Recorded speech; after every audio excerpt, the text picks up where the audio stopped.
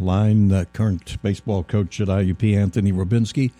Rabbi, good to have you with us here this morning. Sorry I had to talk with you yesterday and arrange our little conversation here today, but I'm glad you have some time to share some moments with us. No, I appreciate it, Jack. Thanks for having me on this morning.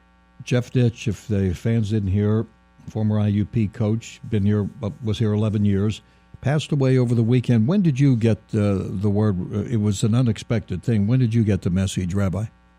I got a phone call yesterday morning. I was actually in the house cleaning, and I had a missed call from Jeff's mom, and I missed it. I saw it, and I said, "Oh boy, this is not going to be a good call." I haven't spoken to her since I got hired back at IUP when she called to congratulate me. And I returned a call, and I asked her, I said, "Please tell me this isn't something that's, bad news." And you could hear the tone in her voice, and she had, you can definitely tell she was crying a little bit, and she had told me that Jeff had passed away yesterday morning, and what they believe at the time was a heart attack. And, for me, it was just caught off guard. Jeff was 53 years old, and, a guy I know before, he always running when he was here. He got in some pretty good conditioning, cardio shape, during his time here. I know he started running some half marathons and 5Ks and everything before he left here and whenever he went back to North Dakota. So a little bit of a shock there. It's and the emails and the text and the phone call. I know I spent most of the day yesterday on my laptop and on my phone with text and email and phone calls. The support that has been coming in from for Jeff has been astonishing, amazing. He definitely touched so many lives during his short stint here at IUP and in the Indiana community. Yeah, and for people who maybe didn't know Jeff, because somebody asked me, said, "Well, was he a big guy, like he was an overweight guy?" No, he was. He was, like you talked about the marathon. He was a thin guy. He was an easygoing guy. I mean, try to maybe get it across to our listeners. His type of person, the type of personality he was. He was such a good person. Yeah, he was as genuine as could be. A great ambassador for the game of baseball. In regards to, I had the opportunity to coach with him for 7 years. Met him in his first fall here right after I was done playing in 2005.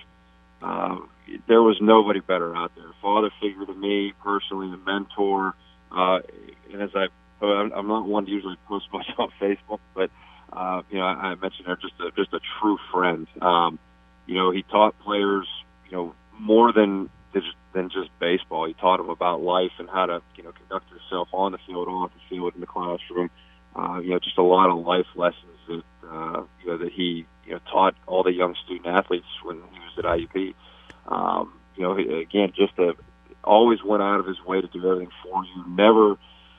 I don't honestly remember one day where he was not in a chippery good mood, which it was almost kind of like a Brady Bunch movie, or an episode. I was like, there's no way someone could always be this chipperish and happy. But, that was Jeff. And I think that's why the response has been so great over the last 24 hours, in regards to people reaching out. Like I said, he was in shape. He was, not the health side. The only thing I knew that he just did not like doctors.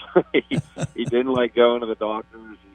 He refused to go. So I don't know if there were underlying conditions that went on with that. But like I said, though, for me, I know whenever my father passed away, he was there for me and gave me a big hug. It's a night I'll never forget. He said, you're like a son that I never had. I love you. And, it's just something that will always stick in my mind with Jeff, just how friendly and always there for me personally that he was.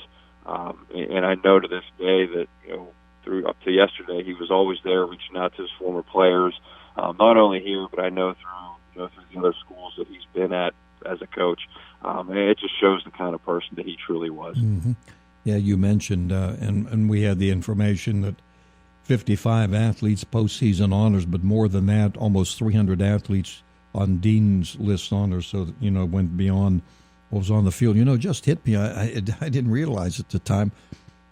it's been a while, since he was hired. And, of course, you've been an IUP for several years, too, as a head coach. I think I was on the board that we, part of that.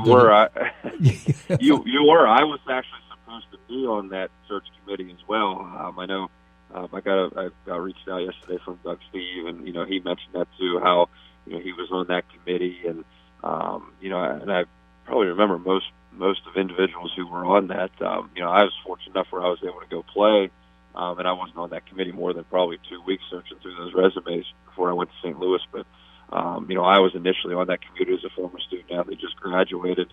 And it was, it seems like yesterday. I'm not going to lie about that. But, yeah, I know you were on that committee. Doug was on that committee. It's just something that's, it happens so fast, and you never expect something like that to happen. And I was fortunate enough, he and I talked about a week ago after our series out at East Stroudsburg, and went back and forth, and you just, it's a text message that I know I'm not going to delete for a long time, just so I go back and remember the last conversation I did have with Jeff.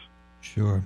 He actually, you had alerted me to this, and then I found it online that he had given up coaching, and he went into the business world, huh? Yeah, we talked, it's funny, when I got hired here, he got hired back at North Dakota State about a week before I got hired back at IUP, and we obviously have talked during that time, and he said, it's funny how the world works. It happened for both of us. We both wanted to be, or got back to where we wanted to be. I know he was very close to his mom and dad. I know they're getting a little bit older, and he wanted to be a little bit closer to home during those times. And then we talked last spring, and just out of the blue, he goes, did you hear? I'm like, hear what? He said, I'm done with coaching again. And I said, well, what happened? He goes, I just knew it was time. And I said, what are you going to do? And in typical Jeff fashion, he's like, I don't know. I'm 53. I'll figure it out. And just going to go from there. And I know he got into real estate, which he loved. And I, talking with his mom yesterday, said that he had another interview with somebody, she didn't tell me who, this past Thursday. And, she was all happy because she said she never saw him decked out in suit and tie. It was always a baseball uniform. So she said she had to get some pictures of him all dressed up and looking good.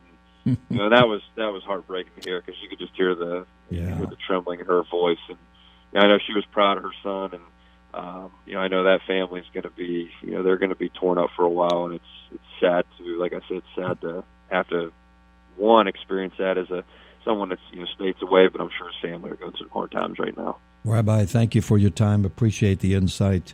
The best to you. Keep the winning streak going. Someday we're going to get to play baseball again, all right?